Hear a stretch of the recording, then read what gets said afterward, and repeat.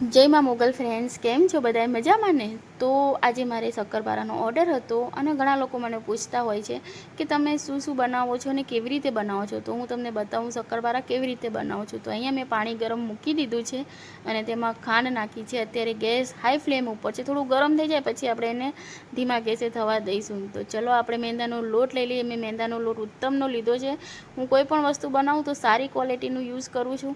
તો મેંદો મેં બાઉલમાં કાઢી લીધો છે અને ગેસની ફ્લેમ હવે આપણે ધીમી કરી દઈશું. થોડું ગરમ થઈ ગયું છે, પાણી ધીમી કરી દીધી છે અને એને ધીમા ગેસે આપણે ખાંડ ઓગાળવાની છે.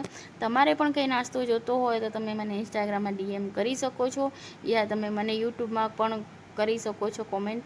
તો ગેસની ફ્લેમ આપણે ધીમી કરી દીધી છે અને ખાંડ આપણી ઓગળે ત્યાં સુધી આપણે બીજું બધું કમ્પ્લીટ કરી દઈએ. તો મેંદાના લોટમાં આપણે હવે ઘીનું મોણ નાખવાનું છે. ઘીનું મોણ નાખ્યું મેં અને બધું સારી રીતે મિક્સ કરીને એકદમ સારી રીતે મિક્સ કરી દેવાનું છે.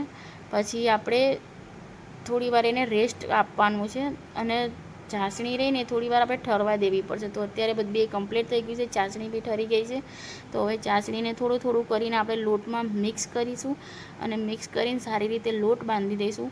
તો એ લોટને આપણે 10થી 15 મિનિટ આપણે એને રેસ્ટ આપવો પડશે.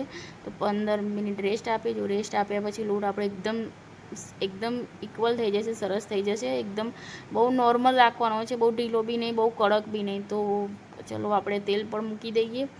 તેલ મૂકી દીધું છે અને ફટાફટ હવે શક્કરપારા બની જાય. શક્કરપારા કેવા થોડા જાડા રાખવાના, બહુ પતલા બી નહીં, બહુ જાડા બી નહીં, માપના.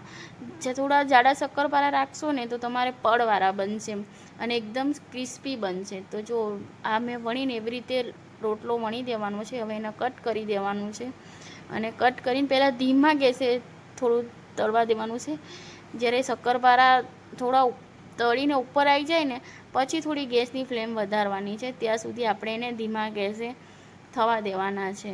તો શક્કરપારા તેલમાં નાખી દીધા છે બધાય મેં અને તમે જોઈ શકો છો ધીમે ધીમે ધીમે બધા એક એક એક કરીને ઉપર આવી રહ્યા છે. તો થોડી ગેસની ફ્લેમ થોડી વધારીને લાલ થાય ને ત્યાં સુધી, ને બ્રાઉન રંગના થાય ને ત્યાં સુધી એને તળવાના છે. અને પછી આવી રીતે જાળામાં કાઢી લેવાના છે એટલે વધારાનું તેલ બધું નીકળી